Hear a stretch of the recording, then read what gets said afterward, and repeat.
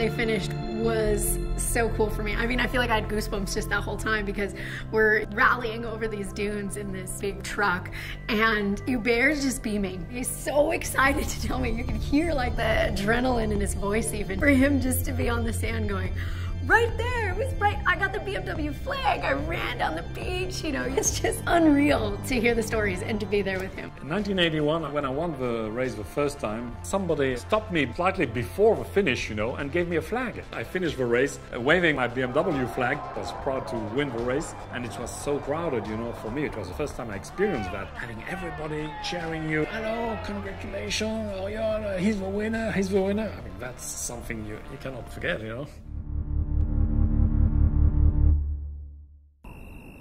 We did have a fun camp out and we had a great conversation. You know, hearing his stories about camping through the rally was pretty gnarly.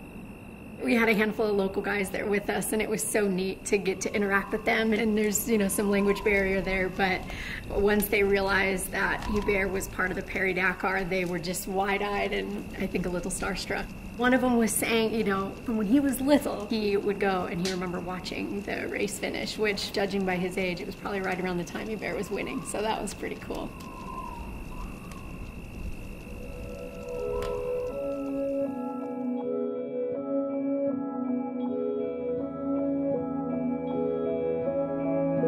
For me, it's a really nice moment to share all those adventures I've been spending in Dakar. Joy is looking at that with new eyes, you know, so it's nice to tell her the story. And all those moments, all those places are so full of emotion. So even 30 years later, it's the same. I think if I have to go back, what was the strongest for me is when I understood that I was going to win the first time. I was on my bike, on the road, going to Dakar, so we had still 200 km to go. But I knew at this moment that it was done, my life had changed, that I was going to win. And this moment was so strong, I will never forget it. I can see that for Hubert, it's less about the accomplishments and it's less about finishing the race and being a star and all the ladies love him.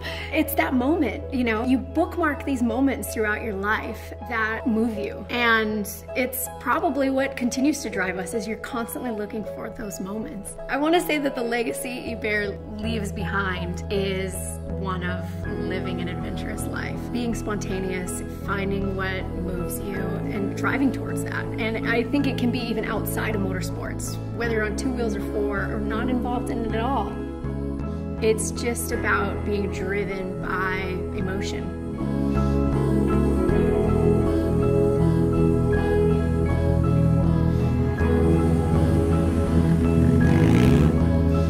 I think since the very beginning, what's the most exciting for me of riding a motorcycle is freedom. As soon as you get on a bike, you feel freedom.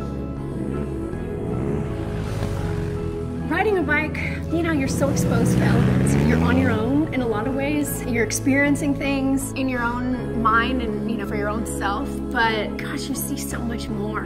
And I think people are drawn to bikes because they elicit some kind of an emotion. For me, a big part of the bikes is the history that comes with them. For example, having these Dakar bikes and being able to tie that to Hubert and learn more about it. I guess for me then, being able to meet him, it kind of ties the whole thing up with the boat.